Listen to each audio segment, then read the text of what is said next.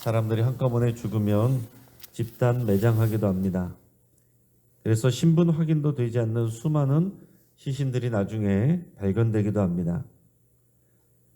한 사람의 생명이 너무나 가볍고 또 무가치하게 이렇게 소비됩니다.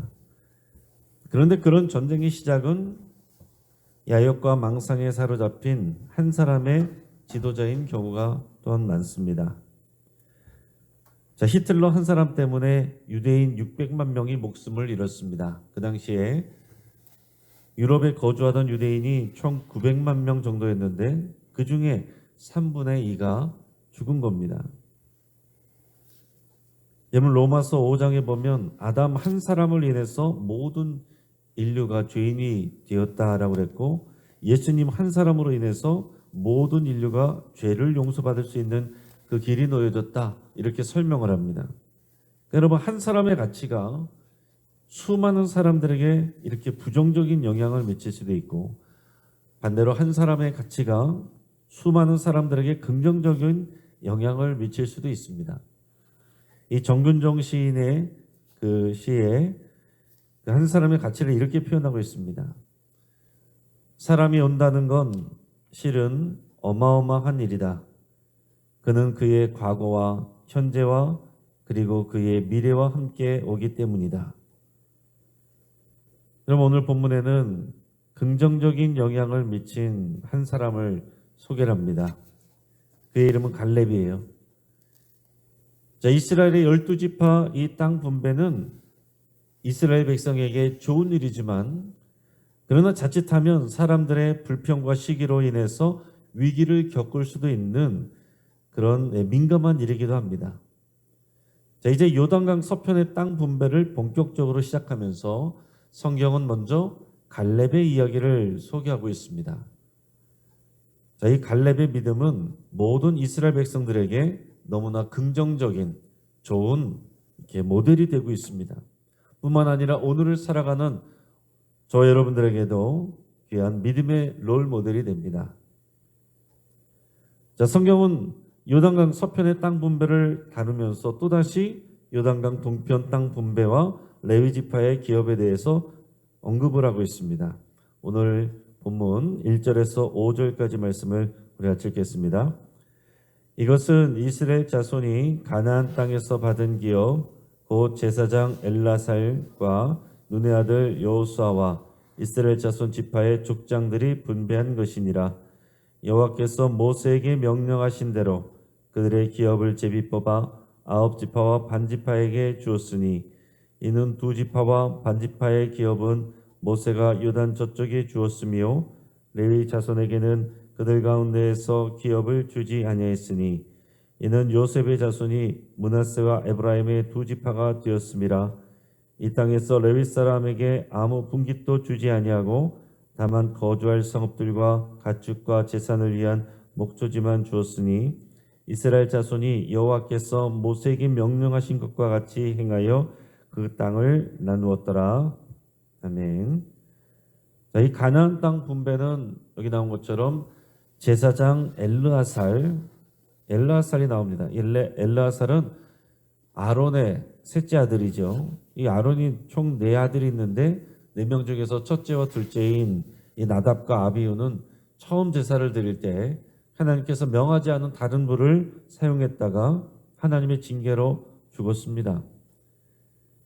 그래서 이 셋째 아들인 이 엘르아살이 이제 제사장 대제사장 직분을 받게 되죠. 이 대제사장 엘르아살과 지도자인 여호수아 그리고 이스라엘 자손 지파들의 족장들이 진행을 했습니다. 자, 이 과정에서 다시 한번 요단강 동편의 2개 지파반과 레위 지파의 기업에 대해서 또다시 언급하고 있습니다. 자, 왜 그렇게 이 내용을 강조합니까? 자, 하나님은 지금 이런 말씀을 하고 계신 거예요. 너희는 하나다. 하나의 이스라엘이다. 요단강 동편과 서편의 지파들은 멀리 떨어져 있어도 너희는 형제다. 너희는 이것을 잊지 말아라. 레위 지파는 땅을 못 받는다고 섭섭해하지 말아라. 너희는 땅보다 하나님을 기업으로 삼는 자들이고 너희들의 역할이 매우 중요하다. 너희들도 온 이스라엘의 일부라는 것을 잊지 말아라. 이것을 지금 강조하는 겁니다. 자, 요단강을 사이에 두고 갈라져 있다라고 해서 나눠져 산다고 해서 하나 된 이스라엘을 잊으면 안 된다는 겁니다. 또 레위 지파가 땅을 기업으로 받지 않았다라고 해서 섭섭해하거나 또 여기에 소홀해서는 안 되고 또 레위 지파까지가 온 이스라엘이다라는 것을 잊지 말라는 거죠. 자, 지금 12지파 중에서 땅 분배할 때는 레위 지파가 빠지는 겁니다. 자, 요셉의 두 아들 므낫세와 에브라임이 그 이전에 야곱이 축복하면서 자신의 아들로 삼았습니다. 그래서 요셉 대신 므낫세와 에브라임이 각각 지파가 돼서 들어갔기 때문에 레위 지파가 빠지고 므낫세와 에브라임이 두 개 지파가 들어가서 12지파가 되는 겁니다. 그래서 레위 지파 플러스 12지파 여기까지가 온 이스라엘이에요. 각각 자기 기업을 받아서 흩어져 살게 되면 어떻게 되겠습니까? 몸이 멀어지면 마음도 멀어지기 쉽습니다. 소홀하게 됩니다. 자, 이제 명절이 다가오는데 부모님이 계시면 열심히 모이다가도 집안의 어른이 돌아가시고 나면 그 자녀들이 모이는 모임이 줄어들기 마련입니다. 그리고 또 그 자녀들의 자녀들 때 가면은 나중에는 거의 보지 않고 살아가는 그런 경우들도 많이 생깁니다. 자주 안 보면 마음이 멀어지게 돼 있고 몸은 떨어져 지내고 서로 다른 지역에서 살아간다고 하더라도 하나님께서는 이스라엘이라는 이 정체성을 가지고 살아야 된다. 이것을 하나님께서 지금 강조하고 계신 겁니다. 여러분, 우리도 마찬가지예요. 우리는 다 모습도 다르고 성향도 다르고 삶의 자리도 다르지만 우리는 다 주의 몸인 교회입니다. 우리는 주의 몸 안에서의 지체들입니다. 저 사람과 내가 아무 상관이 없는 게 아니에요. 우리가 주 안에서 연결되어 있는 것이고 성령께서 평강의 매는줄로 우리를 하나 되게 하신 겁니다. 우리는 하나 되려고 노력하는 사람들이 아니라 성령께서 이미 우리를 하나 되게 하신 것을 힘써서 지키는 사람들입니다. 자, 이것을 잊어버리면 어떻게 되겠습니까? 신앙이 개인주의화됩니다. 교회 안에서는 또한 부서이기주의, 끼리끼리 문화가 형성되게 됩니다. 자, 하나님께서 거듭 하나됨을 강조하고 계신다는 것을 여러분 잊지 마시길 바랍니다. 자, 요단강 동편 지파와 레위 지파에 대한 내용을 지나서 이제 본격적으로 요단강 서편 지역의 땅 분배를 앞두고 있는데 갑자기 여기서 갈렙의 이야기가 나옵니다. 자, 유다 자손이 먼저 이 길갈에 있는 여호수아에게 나왔고 그 중에서 그니스 사람 여분네 아들 갈렙이 말을 합니다. 자, 7절에서 9절까지 말씀을 우리가 같이 읽겠습니다. 내 나이 40세에 여호와의 종 모세가 가데스 바네에서 나를 보내어 이 땅을 정탐하게 하였으므로 내가 성실한 마음으로 그에게 보고하였고 나와 함께 올라갔던 내 형제들은 백성의 간담을 높게 하였으나 나는 내 하나님 여호와께 충성하였으므로 그날에 모세가 맹세하여 이르되 내가 내 하나님 여호와께 충성하였은즉 네 발로 밟는 땅은 영원히 너와 내 자손의 기업이 되리라 하였나이다. 아멘. 자, 갈렙은 출애굽 2년 때 자신이 40세가 되었을 때에 지금은 이제 자신의 나이가 85세라고 밝히기 때문에 이제 45년 전이죠. 여호수아와 함께 가데스바네에서 가나안 정탐을 나갔었습니다. 그 12명의 정탐꾼 중에 한 사람이었죠. 그리고 10명이 부정적인 보고를 하는 동안 갈렙은 여호수아와 함께 믿음의 보고를 했던 사람입니다. 자, 그것은 갈렙이 내 하나님 여호와께 충성하였다 이렇게 표현합니다. 하나님 여호와께 충성한 거예요.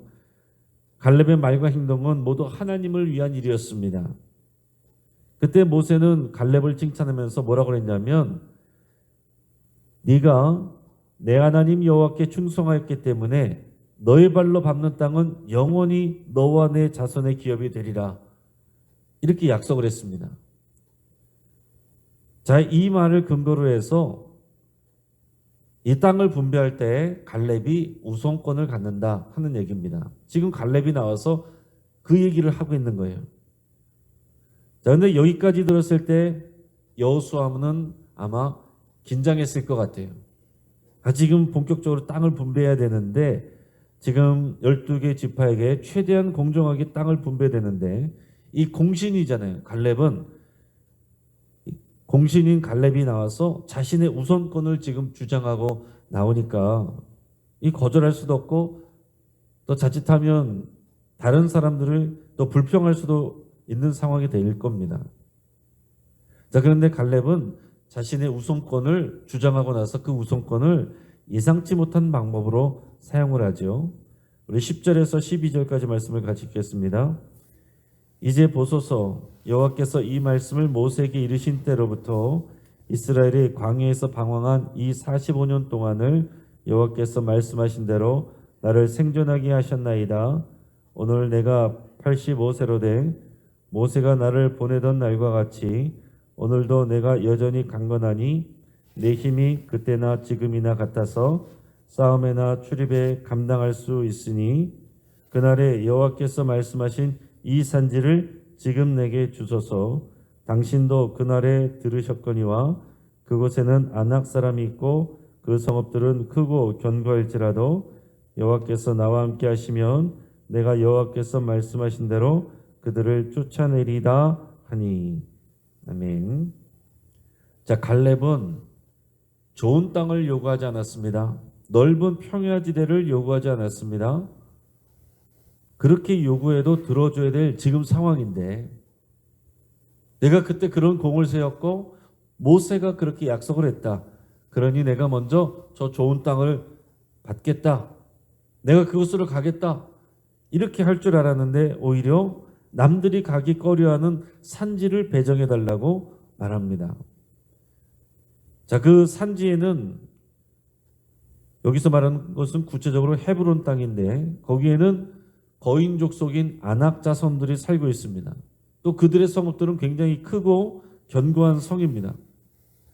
그래서 인간적인 관점으로 볼 때는 그야말로 기피 대상 1호인 지역이에요. 그런데 갈렙은 자신의 우선권을 주장하면서 그 우선권을 가장 힘든 곳을 가겠다라고 말하는데 사용한다는 얘기예요. 갈렙은 여호와 하나님이 함께 하시면 얼마든지 그들을 쫓아낼 수 있다 이렇게 주장합니다. 자, 이런 갈렙의 말과 행동은요 어떻게 됐겠습니까? 다른 모든 이스라엘 백성들에게 영향을 주었죠. 성경에 기록되지는 않지만 이런 내용을 듣고 이런 소식을 들었을 때 다른 온 지파 사람들 그리고 이 젊은 사람들이 어떤 마음이었겠어요? 정말 존경하는 마음을 갖게 되고 이 땅 분배에 대해서 어떤 사람이 이 갈렙이 이렇게 했는데 그 다음에 불평하는 말을 할 수가 있겠습니까? 갈렙이 제일 어른인데 여호수아와 함께 가장 어른인데 가장 어른이 그 험한 산지를 개척하면서 나가겠다고 말하는데 그 거인 족속과 나가서 싸우겠다고 말하는데 어떤 젊은 사람들이 그런 분들 보면서 그런 갈렙을 보면서 그런 어른을 보면서 우리가 좋은 땅에 가겠습니다. 누구는 좋고 누구는 불리합니다. 누가 그런 말을 할 수가 있겠냐 하는 겁니다. 그래서 이런 귀한 믿음의 말을 듣고 여호수아는 아마 감격했을 거예요. 감격하고 감사하는 마음으로 여호수아는 갈렙을 축복합니다. 13절에서 15절까지 말씀을 우리가 읽겠습니다. 여호수아가 여분네 아들 갈렙을 위하여 축복하고 헤브론을 그에게 주어 기업을 삼게 하며 헤브론이 그니스 사람 여분네 아들 갈렙의 기업이 되어 오늘까지 이르렀으니 이는 그가 이스라엘의 하나님 여호와를 온전히 쫓았습니다. 헤브론의 옛 이름은 기럇 아르바라. 아르바는 아낙 사람 가운데에서 가장 큰 사람이었더라. 그리고 그 땅에 전쟁이 그쳤더라. 아멘. 자, 여호수아는 거친 산지이자 거인족인 이 아낙 자손이 사는 이 헤브론을 갈렙에게 기업으로 배당을 합니다. 그리고 그 이후로 갈렙은 그곳을 개척해서 자신의 기업으로 삼았습니다. 그리고 오늘 본문이 쓰여지는 후대까지 그들의 땅으로 내려오고 있다라고 표현하고 있어요. 자, 이것은 이런 갈렙의 말과 행동에 대해서 성경은 어떻게 평가하냐면 이렇게 평가하고 있습니다. 자, 이는 그가 이스라엘의 하나님 여호와를 온전히 쫓았습니다. 할렐루야. 여러분, 이 말씀을 우리 마음에 새길 수 있길 바랍니다. 여러분, 갈렙이 우리에게 믿음이 되는 것은 이런 모습이에요. 변하지 않는 신앙. 오히려 나이가 들어가면서 더 견고해지고 더 성숙해지는 신앙. 여호와를 온전히 쫓았다. 여러분, 한때 반짝 자라는 것도 쉬운 일이 아닙니다.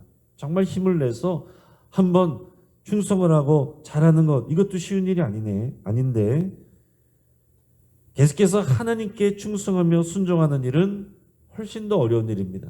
계속해서 자라는 것은 더 어려운 일이다 하는 거예요. 15절에서 보면 마지막에 뭐라고 말하고 있냐면 그 땅에 전쟁이 그쳤더라. 이렇게 기술합니다.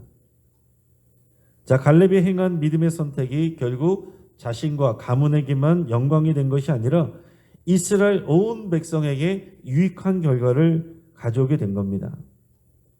갈렙이 이렇게 믿음의 모델이 되어 주었기 때문에 다른 백성들도 기꺼이 땅 분배에 순종을 했고 흔들릴 때마다 갈렙의 믿음을 회상할 수 있었기 때문에 그런 것입니다. 여러분, 이 갈렙의 이름 뜻이요, 칼레브, 히브리어로 말하면은 온 마음, 이런 뜻입니다. 온 마음을 다해서 하나님을 정말로 사랑하고 섬기는 그런 사람이었던 거예요. 자, 한편 이 갈렙의 이름은 개를 의미하는 켈렙이란 단어와 또 유사하기도 합니다.